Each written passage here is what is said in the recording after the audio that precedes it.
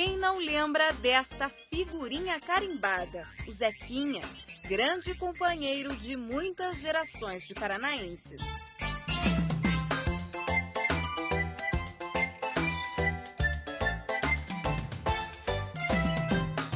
As figurinhas do Zequinha surgiram em 1929. Os idealizadores deste personagem paranaense foram 4 irmãos poloneses: Francisco, João, Antônio e Eduardo Sobania. Eles eram donos de uma fábrica de doces. Usaram as figurinhas do Zequinha como uma estratégia de marketing para aumentar as vendas de uma bala que, convenhamos, nem era tão boa assim. Apesar de que as balas não eram nada boas, né?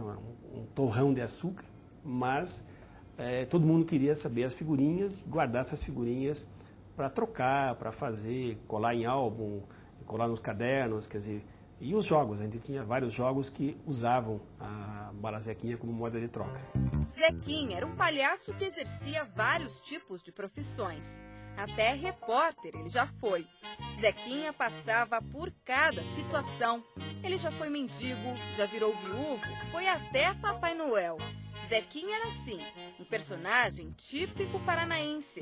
Um ser humano que passava por situações boas, ruins e até inusitadas.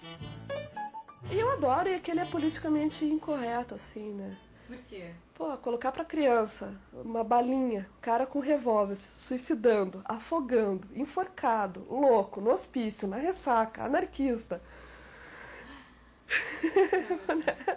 Eu achava o máximo, imagine, criancinha abrindo, eu tô com enforcado. E foi com esse jeitinho mesmo que Zequinha encantou os paranaenses. Virou febre, mania. Todo mundo tinha bala Zequinha, todo mundo colecionava bala Zequinha, todo mundo tinha a sua coleção, tinha a sua carteirinha para trocar as balas Zequinhas. Era uma febre de a gente correr atrás de comprar as balas Zequinhas. De 1929 a 1967, a fábrica que produzia as balas Zequinha passou pelas mãos de outras 3 famílias. Apesar dos diversos proprietários, o personagem Zequinha, o mais curitibano de todos os piás, resistiu ao tempo e se tornou um dos grandes ícones paranaenses do século XX. Este palhaço, com a boca aumentada pela maquiagem, gravata borboleta e sapatos tipo lancha, ajudou a formar a identidade do estado. Em que a gente tem a bala Zequinha como um dos ícones dessa possível identidade, que é curioso entender que talvez a gente não tenha uma identidade cultural e que isso deve ser até muito mais explorado do que ter uma simples identidade, né? Então, esse requinte, esse raciocínio de estarmos perdidos e sem uma identidade definida é o que mais me encantou no documentário. As figuras do Zequinha pararam de ser produzidas durante 12 anos. Em 1979, ele voltou. Quem ressuscitou o personagem foi o governo do Paraná. Foi lançada uma campanha do Clube do Zequinha, uma tentativa de incentivar os consumidores a pedirem nota fiscal na hora da compra. As notas eram trocadas pelas figurinhas em postos de arrecadação. Nessa época, José Carlos era inspetor de fiscalização da Receita Estadual em Guarapuava. Foi um projeto de governo, sendo o governador Ney Braga e o secretário da Fazenda, o Edson Guimarães. Era o projeto de ICM para as crianças. Iniciou através das escolas públicas e isso daí se estendeu para toda a sociedade. O objetivo era o aumento da arrecadação, principalmente na venda ao consumidor, porque só se trocava nota de venda ao consumidor, com exceção da época das notas de combustíveis e lubrificantes. Mais uma vez, o Zequinha caiu nas graças do povo, mas desta vez ele estava diferente. Foi feita uma releitura do personagem. O Zequinha dos anos 80 era mais politizado, não se envolvia em confusões. Ele tinha as características de qualquer ser humano, né? Tanto qualidades como defeitos. E já o Zequinha do governo do estado, ele só tem qualidades. Mesmo assim, a popularidade do Zequinha não diminuiu. Na época, foi a maior coqueluche que pintou dentro do Paraná. Era criança, velhos, adolescentes, todo mundo trocando figurinha. Preenchendo o álbum e trocando figurinha. Só se falava em Zequinha. Zequinha contagiou famílias inteiras, os mais novos e os mais velhos. Você chegava na porta de banco e tinha adulto trocando figurinha, tá? Você ia naquele tempo não tinha academia, mas nos encontros esportivos, trocando figurinha. Ou quando muito, perguntando, você tem tal figurinha? Era todo mundo. Você chegava em casa no final do dia, o filho não queria saber o que você estava trazendo. Pai, tem nota? É isso que ele perguntava. Priscila tinha apenas 10 anos na época das figurinhas do Zequinha. Mas não esquece o tumulto da casa dela quando os pais iam às compras e voltavam com notas fiscais. Nós somos em 3, então cada dia que um chegasse com uma nota fiscal lá em casa era uma briga. Então foi instituído que dividiria-se, né, o valor da nota nos pacotes de figurinhas e cada irmã ganhava um tanto de pacotes.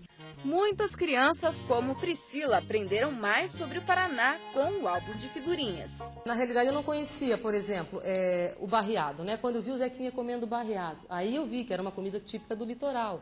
Apesar da gente viajar muito, eu nunca tinha ido a Morretes comer barreado, né? A sapecada na Lapa, por exemplo, né? Não imaginava que existiria Lapa.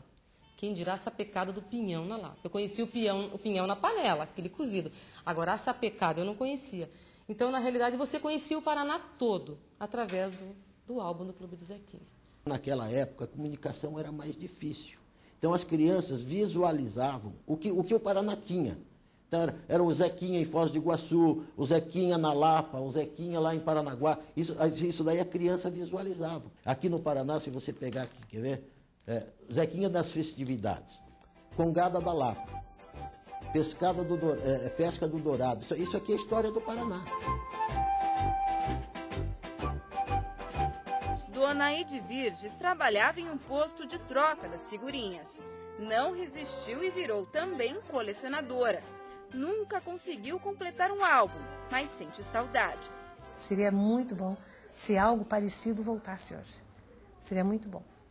Zequinha marcou tanto a história dos paranaenses que Carlos e Regina resolveram produzir um documentário só sobre o personagem. O nome, Zequinha Grande Gala. Zequinha adorava viajar. Sempre que podia, dava uma volta pelo mundo para conhecer diferentes povos e novas culturas.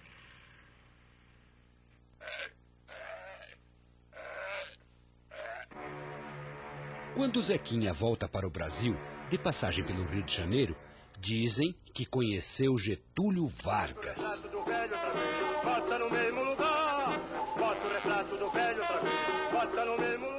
O que me chamou de início a questão foi justamente a tradição gráfica paranaense, na qual o personagem se inseria, porque ele foi produzido, as primeiras figurinhas foram impressas na antiga impressora paranaense, um elemento que faz parte da minha pesquisa já há anos, né?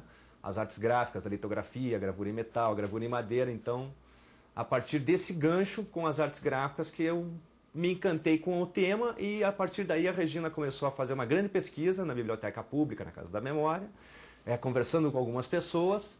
A gente também teve acesso ao livro do Valério Xavier, Desembrulhando as Balas Zequinhas, que é de vital importância para esse filme. E assim a gente foi formatando o projeto, para tentar, em algum edital que surgisse, passar por edital e assim produzir o documentário. Ele me ligou e falou, tem esse Doc TV e eu acho que a ideia que você tem é perfeita para a gente conseguir. Daí a gente sentou, começou a escrever, conversar, pesquisar e... O Zequinha Grande Gala é o nome de uma das figurinhas, em que ele está de smoking. Então, como ele ia ser apresentado ao grande público brasileiro, a gente optou por uma figurinha que ele tivesse bem vestido e tal. Por isso o nome do filme, Zequinha Grande Gala. Lembranças de uma época que marcou gerações e gerações de paranaenses.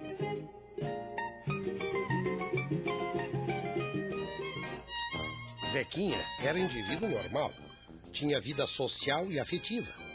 Ia a clubes, gostava de dançar, arrumou uma namorada, noivou e casou. Porém, infelizmente, a esposa morreu e Zequinha envelheceu.